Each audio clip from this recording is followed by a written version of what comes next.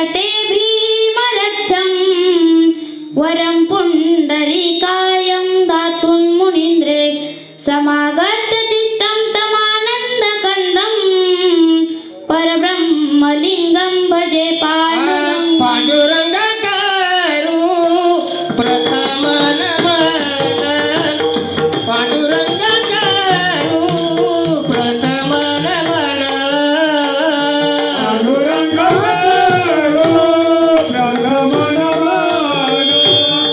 पांडुरंग करू प्रथम नमन पांडुरंग करू प्रथम नमन पांडुरंग करू प्रथम नमन पांडुरंग करू प्रथम नमन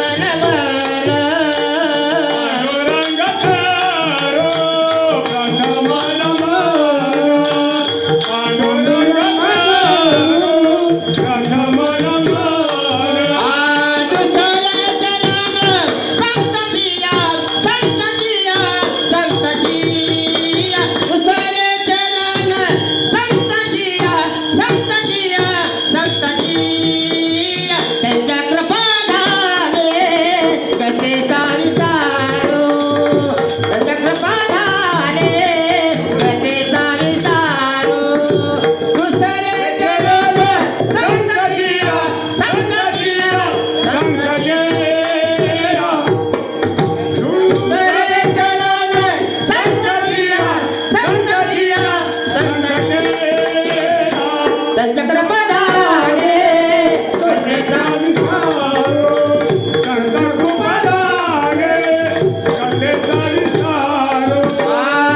पांडुरंगा करू प्रथम नमन दुसरे चरण संताजिया त्यांचा कृपा झाले गतेचा विचारू पांडुरंगा करू प्रथम नमन कलावज्ञ जीवोद्धरार्थावतारं कलाङ्काङ्क तेजोदिकामोदिवक्त्रं खलानीशबाधापनोदारदक्षं समाधिस्थमूर्तिं भजे पांडुरंगम् ओम नमो ज्ञानेश्वरा करुणाकरा दयाळा तुमचा अनुग्रह लादलो पावन झालो चराचरी श्री गुरुचरण सरोज रज निज मन मुकुर सुधारी बरनऊ रघुबर विमल जसु जोदाय कुफलचारी बुद्धिहीन तनु जानिके सुमिरो पवन कुमार बल बुद्धि विद्या देहु मोही हरऊ कलेस विकार जयांचे केली स्मरण होय सकळ विद्येचे अधिकरण तेची श्री गुरुचरण ते नमस्कार आता विठ्ठल विठ्ठल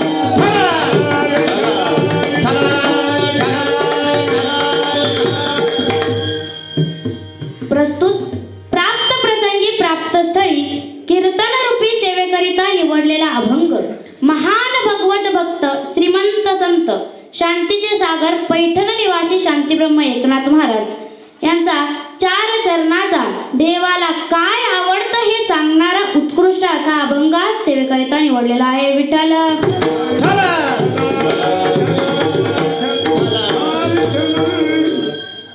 आजच्या कीर्तनासाठी उपस्थित राहिलेले मान्यवर आज मला ज्यांच्यामुळे इथे कीर्तन करण्याची संधी मिळाली असे माझे गुरुवर्य हरिभक्त पारायण अरुण महाराज येवले तसेच हरिभक्त पारायण साध्वी सोनाली दिदी करपे यांच्या चरणी मी नतमस्तक होते. गायनाची साथ देणारे पाजाणे भजनी मंडळ पुसाणे भजनी मंडळ पखवाजाची मृदंगाची साथ देणारे आपले दादा त्यांचे मनापासून आभार मानते. तुम्हा सर्वांचे मनापासून आभार मानते व कीर्तनाला सुरुवात करते. विठ्ठल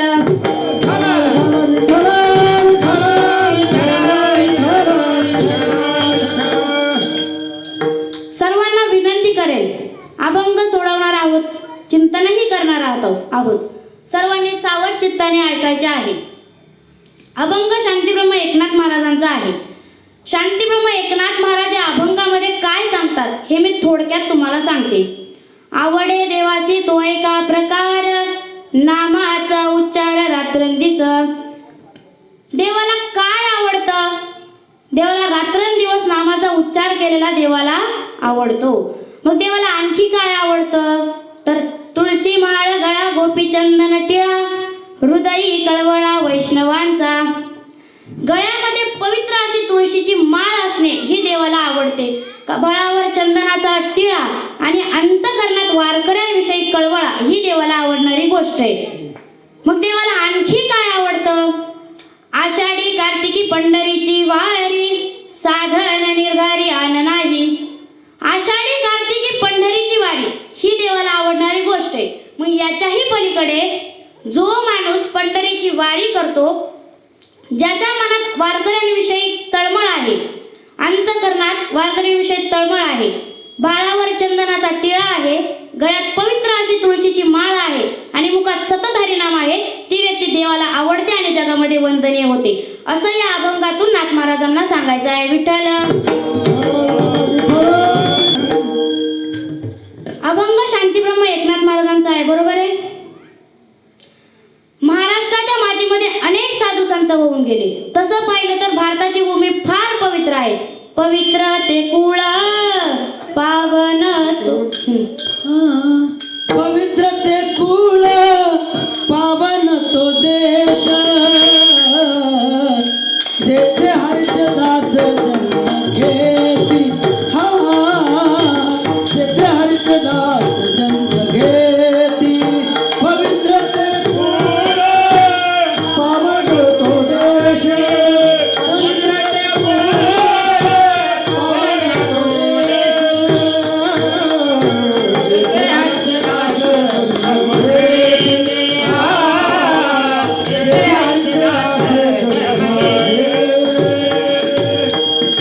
पवित्र ते कुळ पावन तो देश जेथे हरीचे दास जन्म घेते. एवढंच नाही तर एका सुभाषितकाराने सुद्धा वर्णन केलेले आहे. धन्य ही भारतवर्षे धन्य यस्य परंपरा भारतीय जनधन्य धन्य यस्य संस्कृती. ही भूमी फार पवित्र आहे. ही भूमी फार पवित्र आहे. मग का पवित्र आहे? तर या मातीमध्ये साधू संत जन्माला आले म्हणून ही भूमी फार पवित्र आहे. या मातीमध्ये संतांच्या विचाराने, संत पदस्पर्शाने, संतांच्या साधनेने ही भूमी फार पवित्र झाली आहे. या मातीमध्ये खास करून महाराष्ट्राच्या मातीमध्ये असे संत होऊन गेले. संत ज्ञानेश्वर महाराज, संत तुकाराम महाराज, नामदेव महाराज, निवृत्ती महाराज, एकनाथ महाराज असे अनेक संत होऊन गेले. मग या सर्व संतांचं एकत्रीकरण करून श्री संत श्रेष्ठ बहिणाबाईंनी वारकरी संप्रदायाची इमारत रचली. संत कृपा झाली इमारत फळा आली. ज्ञानदेव रचिला पाया उभारिले देवालया.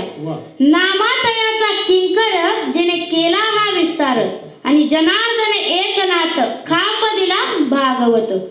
याच्या पुढचा अभंग राहू द्या हो, इथपर्यंतच घ्या. जनार्दन एकनाथ खांब दिला भागवत. मग या वारकरी संप्रदायाला भक्कम आधार देण्याचं काम कुणी केलं असेल ना, तर ते पैठण निवासी शांतीब्रह्म एकनाथ महाराजांनी केलं आहे. खरं तर एखाद्याचा आधार पण एवढं सोपं नाहीये. बघा, घराची मजबूती, घर डगमगणार नाही, खाली कोसळणार नाही, हे कशावर अवलंबून आहे? कशावर अवलंबून आहे? त्या घराला आधार दिलेल्या खांबावर अवलंबून आहे. तसंच वारकरी संप्रदायाचं काम माझे एकनाथ महाराज आहेत. मग नाथ महाराजांनी आपल्याला खूप ग्रंथ संपदा दिली. खूप त्यांच्या वाणीतून, त्यांच्या बुद्धीतून अमृत बाहेर पडलं आणि त्या अमृताने काय केलं हो? काय केलं? त्या अमृताने वारकरी संप्रदायाला न्हावून टाकलं. नाथ महाराजांनी भारुडाची रचना केली, एकनाथी भागवताची रचना केली, रुक्मिणी स्वयंवर हा ग्रंथ लिहिला, भावार्थ रामायणाची रचना केली, अनेक अभंग लिहिले. एवढंच नाही तर ज्ञानेश्वरीचं शुद्धीकरण सुद्धा नाथ महाराजांनी केले. कूट अभंगाची रचना नाथ महाराजांनी केली. आता कूट अभंग म्हणजे काय? काय कूट अभंग म्हणजे? हे खूप अवघड आहेत, हे लवकर डोक्यात घुसणारच नाही. मला सांगायचंय काय, नीट लक्षात घ्या. कूट अभंग जेवढे अवघड आहेत ना, तेवढंच अवघड जीव, माया, ब्रह्म हे अवघड आहे. मग हे तत्वज्ञान आपल्याला समजावं, कळावं, पचावं, अशा की जीव म्हणजे काय, माया म्हणजे काय, ब्रह्म म्हणजे काय, कसे? मग हे समजेल अशा भाषेत नाथ महाराजांनी भारुडाच्या माध्यमातून आपल्यासमोर मांडलं आहे. नाथ महाराजांची भारुडं खूप गोड आहेत. येडका मदन मदन केवळ पंचानन, येडका मदन मदन केवळ पंचानन, एवढा मदन मदन एवढा पंचानन, एवढा मदन मदन एवढा पंचानन. येडी म्हणतात मला येडी म्हणतात, येडी म्हणतात मला येडी म्हणतात. येडी म्हणतात मला येडी म्हणतात, येडी म्हणतात मला येडी म्हणतात, येडी म्हणतात मला येडी म्हणतात, येडी म्हणतात मला येडी म्हणतात. पुढं. येडी म्हणतात मला येडी म्हणतात, येडी म्हणतात मला येडी म्हणतात, येडी म्हणतात मला येडी म्हणतात, येडी म्हणतात मला येडी म्हणतात. येडी म्हणतात मला येडी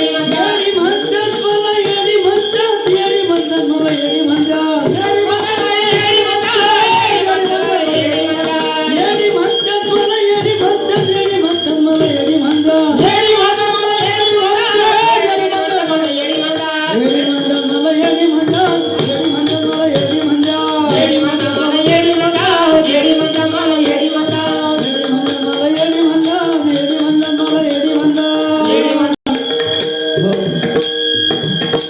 कुणी म्हणत असेल की मला अजिबात हसू येत नाही, आमच्या चेहऱ्यावर प्रसन्नता येत नाही, मग तसं जर एखाद्याचं असेल ना तर त्याच्या चेहऱ्यावर हसू उमलतं नाथ महाराजांची भारुड ऐकल्यावर. मग हा कशाचा परिणाम आहे? नाथ महाराजांच्या भारुडाचा परिणाम आहे.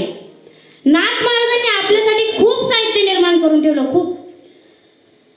नाथ महाराजांनी आपल्यासाठी खूप साहित्य निर्माण करून ठेवलं आणि भारुडाच्या माध्यमातून आपल्याला हे तत्वज्ञान समजावं असं आपल्या भाषेसमोर मांडलं. मग अशा नाथ महाराजांचा अधिकार, त्यांचं महिमान, त्यांचं सामर्थ्य सांगेन मी तुम्हाला, ऐका. नाथ महाराज